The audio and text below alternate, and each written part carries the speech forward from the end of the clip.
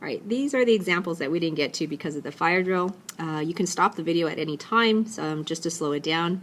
So again, for this problem, if you notice, there's actually a negative sign there. So that tells you there's a reflection, or all the points becomes opposite of what it really is. If we go back to our sketch for tangent x, these are the main values that we got to actually graph a period of tangent x. So now this time what you want to do is do the opposite of that value. So again, if we look at undefined, it's still undefined. The opposite of 1 is actually going to be -1. The opposite of 0 is still 0. The opposite of -1 is just 1, and undefined will stay undefined. There's no phase shift.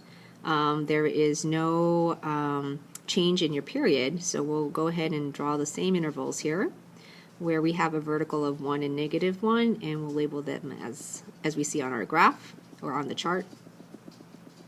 Okay. And now we can start graphing what we have here. So at pi over 2, it's undefined, so that's going to be an asymptote.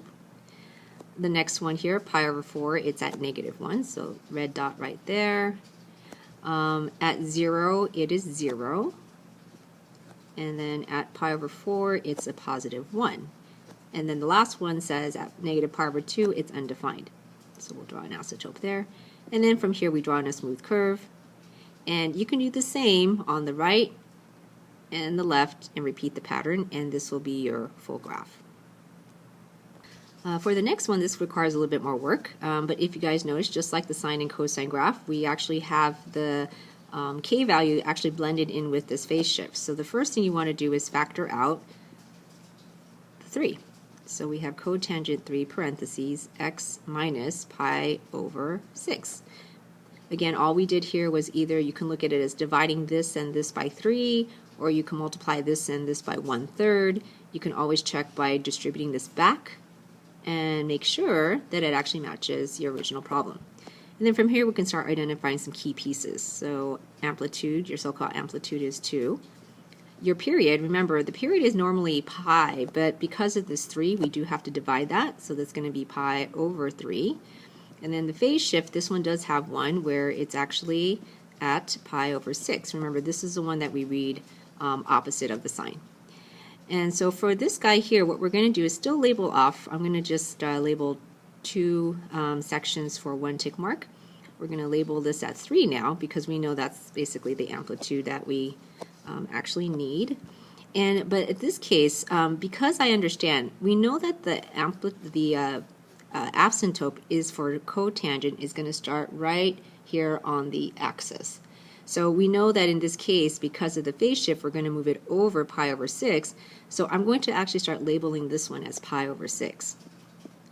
Knowing that the period is pi over 3, that means from here it's going to take about pi over 3 to actually complete your cycle. So we can actually figure out what the end value is going to be by going ahead and, let's put the asymptote in there because we know that's where it is now.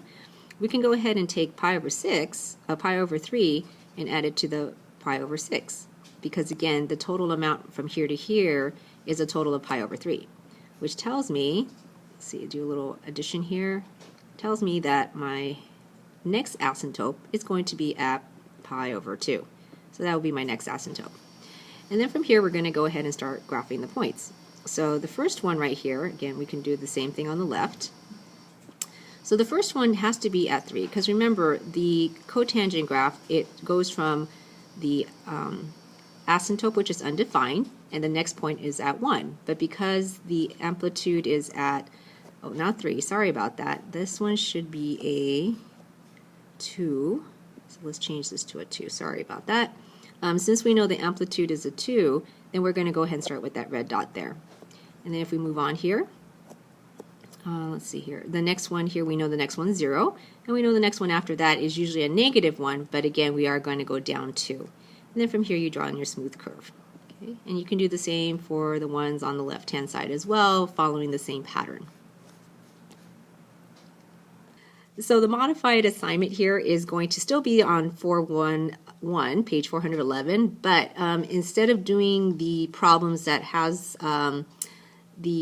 all of the ones that we were supposed to cover, we're only going to have you guys do the one that has tangent and cotangent. So you want to do 1, 3, 7, 9, 11, 17, 21, 25, 27, 33, and 37.